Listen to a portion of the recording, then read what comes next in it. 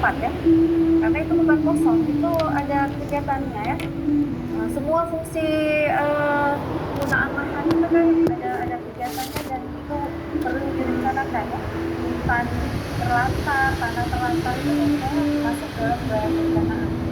Jadi kita nggak bisa justifikasi karena itu kosong jadi nggak perlu. Jadi karena RPTN itu bukan hanya merencanakan penggunaan lahan ya, jadi semua fungsi budidaya, fungsi lindung itu perlu kita rencanakan. Karena kalau semuanya budidaya, gimana nanti ke depannya ya? Fungsi lindung itu tahu fungsinya nanti utama untuk ke depan kan? Misalnya untuk menjaga banjir, menjaga ruang-ruang serapan ya, ruang kosong, ruang hutan.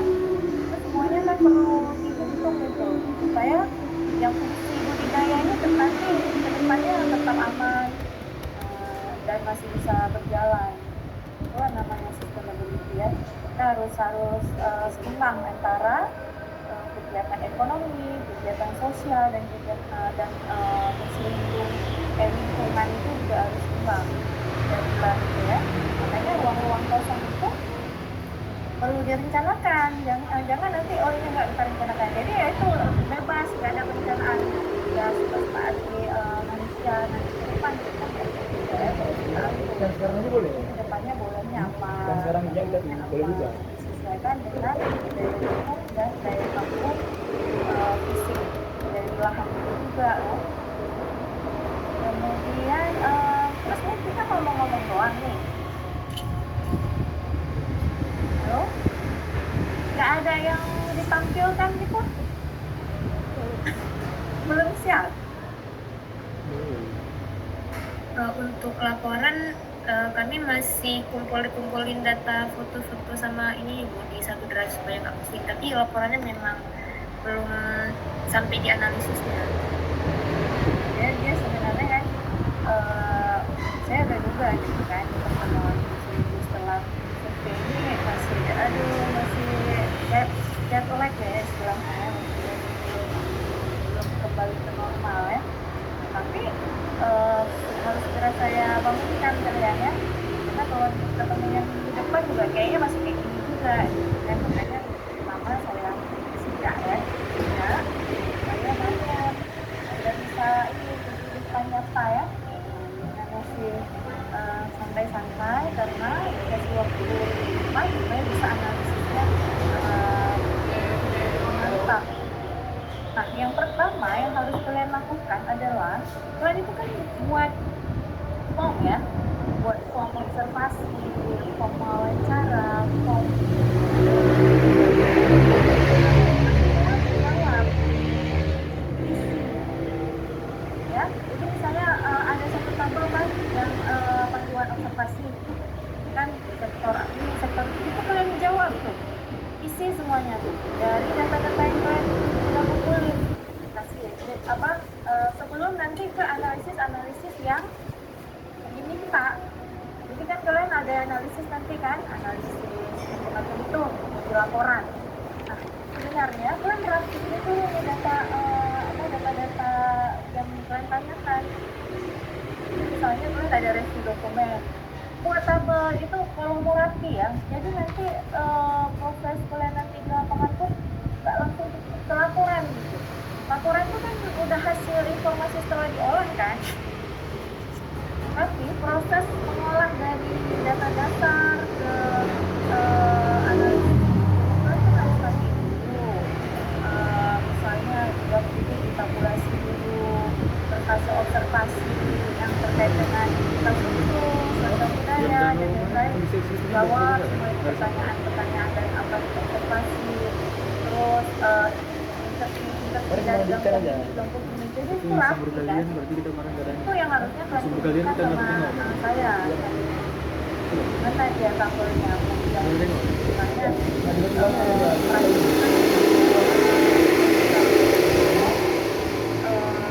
observasi, ya, itu yang harus kalian jawab. Jawab dulu secara literal ya, maksudnya ada gimana ini apa, gimana fungsinya, indikasi gimana, jawab dulu. Excel kalian, di tabel kerja kalian. Jadi nanti pada saat melaporkan tinggal itu aja apa nanti visualisasinya pakai bar chart, pakai pie chart, atau tabel, atau peta, itu kalian sesuaikan dengan mana data itu bisa lebih, yang mana yang paling mudah dipahami orang. Itu kan yang komunikasinya kan.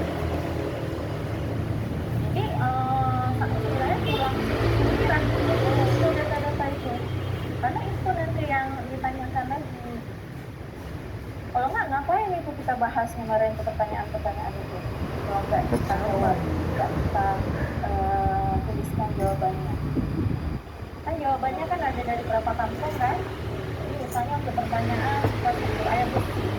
Kampung A, fungsinya gimana? Narasikan sedikit. Kampung berapa kampung? 13. Jadi 13. Itu ada satu kampung yang mungkin ikut share screen kan?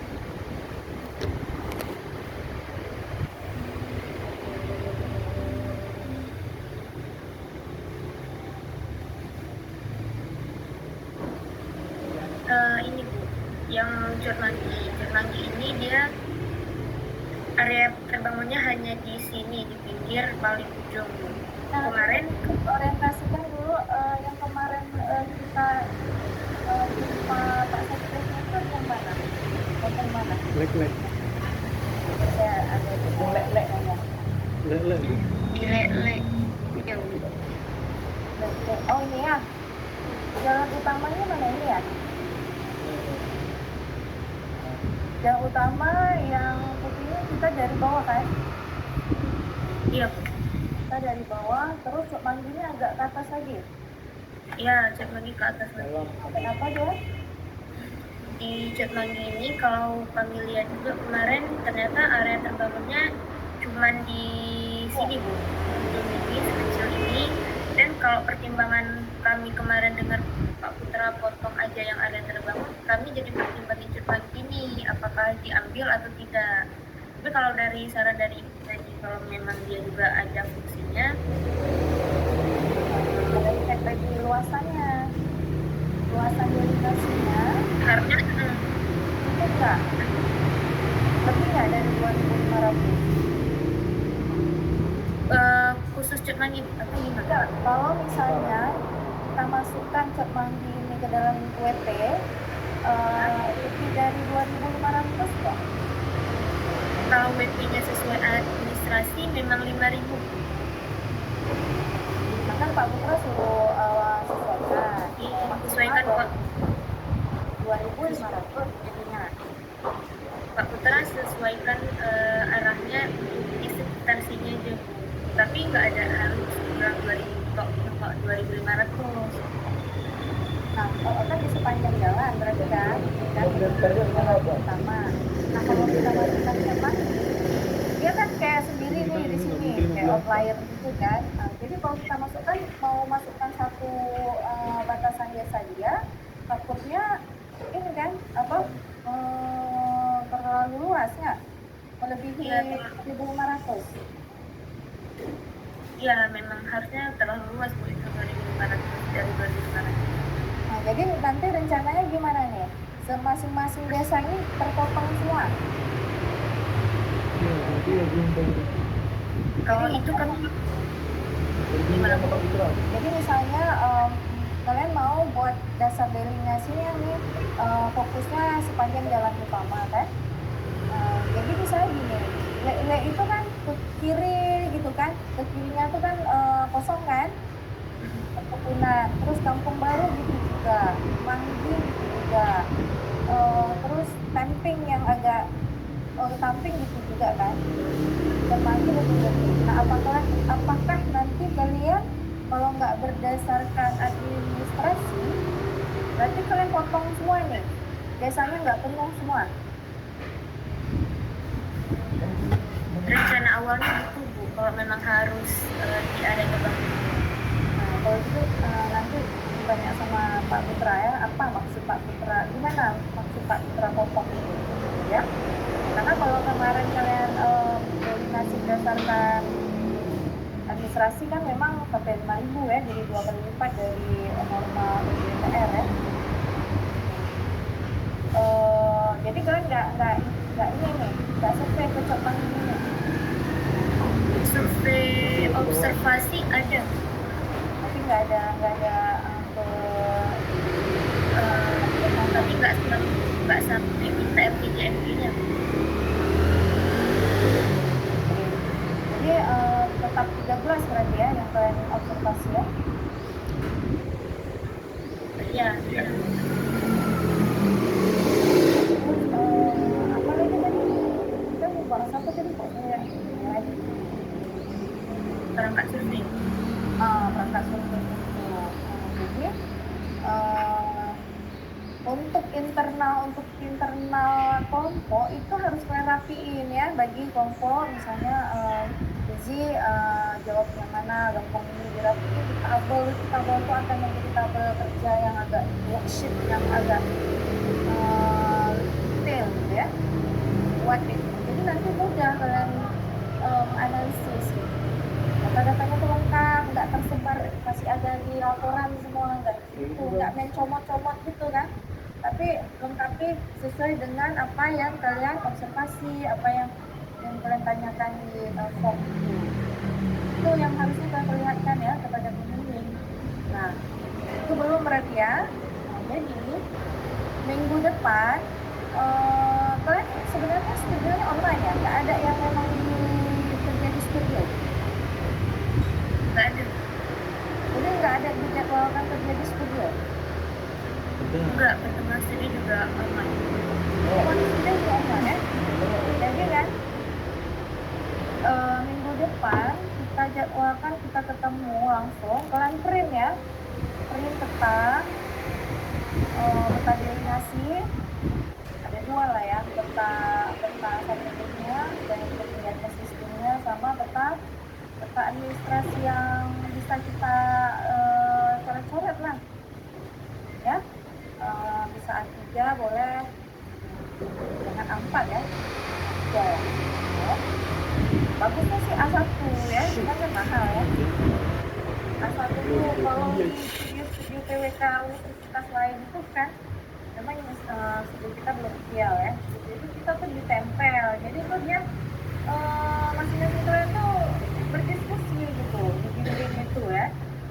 Ekspor ini ada apa, foto-foto itu di print, tempel di masing-masing kampungnya itu foto objek-objek foto ada foto-foto ada ingat temuan kalian. rumahnya kan ini Oh di situ ada masa tua, misalnya ada masjid tua, oh di sini ada kuburan ini, objek-objek itu ya yang mungkin nanti bisa menjadi potensi ya.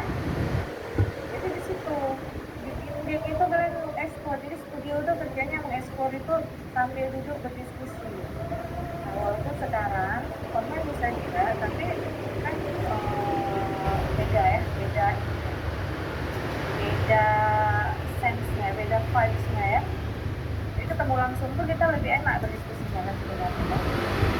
Nah sebelum ini saya tahu mungkin kalian di luar kok palingan ya, atau basecamp-nya di mana atau kalian online juga, nggak asik kan ya online juga ya. dua Di warkop tuh, di warkop kan. Nah di warkop itu kalian print petanya, jangan di depan laptop tuh kurang bisa memberi banyak insight ya. Jadi kalian print terus kalian coret gitu pakai tangan, dan jadi kan habis kalian diskusi ada gitu data otentik yang kalian keluarkan, apa yang ada di dalam pikiran itu keluarkan dalam bentuk coret-coret itu ya. Itu biasanya lebih cepat ya daripada cuma ngobrol-ngobrol kayak gini, nggak ada apa, nanti pas waktu ngerjain menghayal sendiri, udah error sendiri kan. Ya kan saya pernah berproses juga kayak kalian kan, jadi diskusi sama kawan tuh lebih banyak keluar ide ya itu. Jadi konsul sama saya pun jangan cuma curhat, ini kayak curhat namanya ya, bukan konsultasi video. Ada barangnya yang mau dibahas, ada datanya cuma narasi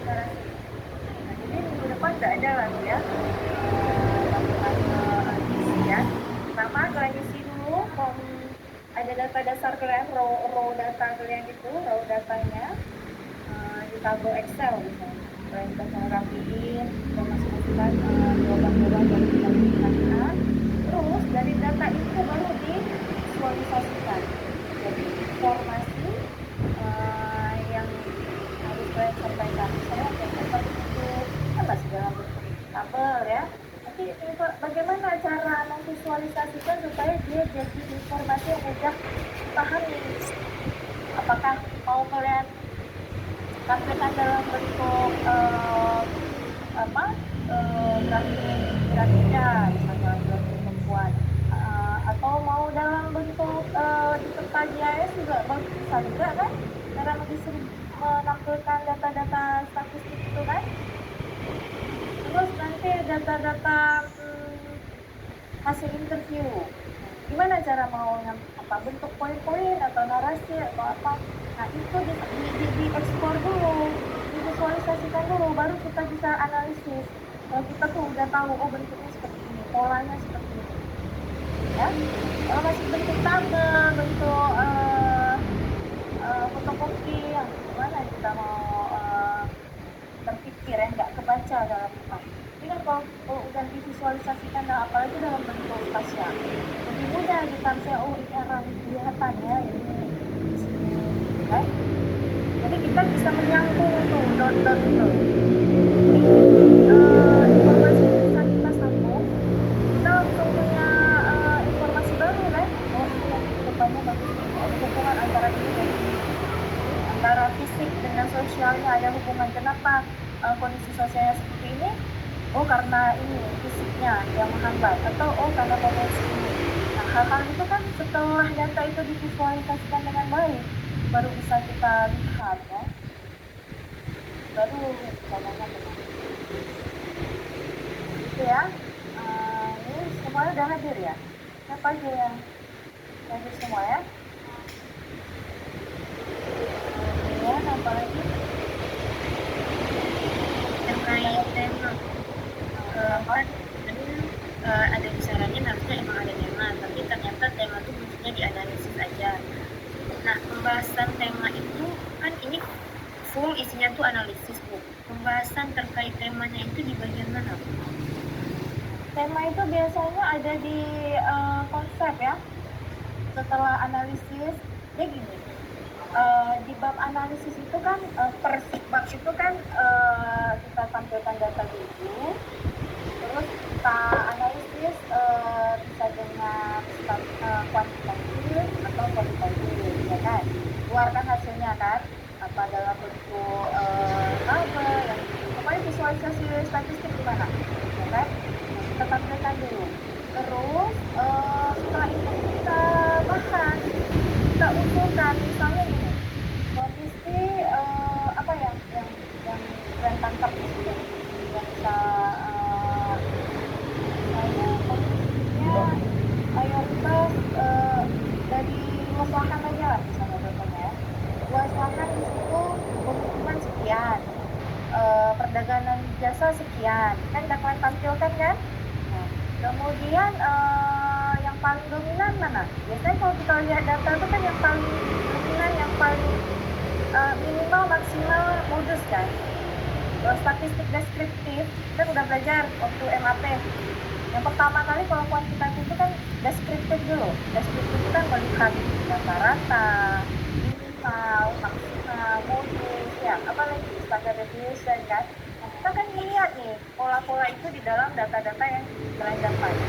Contohnya kayak masalah tadi, oh ini yang paling kecil di situ fungsi lahannya apa? Misalnya pemukiman kah, apakah gitu kan. Nah yang paling luas ternyata perkebunan. Nah, dari situ kan keluar ide ya. Kalian kan udah belajar tata lahan, belajar konsep pengembangan kota ya, perencanaan kota. Ada tema-tema apa, mata pelajaran apakah cocok misalnya. Apakah mungkin kalau di kondisi pemukiman yang sangat kecil ya, banyak itu kalian ide tema kalian adalah kompleksiti. Mungkin nggak? Tahu nggak kompleksiti itu apa?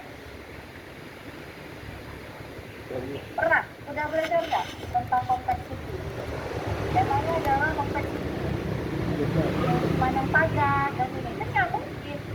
Dan di situ yang paling memungkinkan apa pengembangan nanti ya, sesuai dengan potensi yang ada itu potensinya masih lahan pertaniannya luas, ya kan? Nah, gimana kaitkan dengan sustainable? Apa konsep-konsep yang sustainability yang terkait dengan kondisi ada perkebunan, ada pertanian yang luas, ada pertanian yang masih sedikit, ya.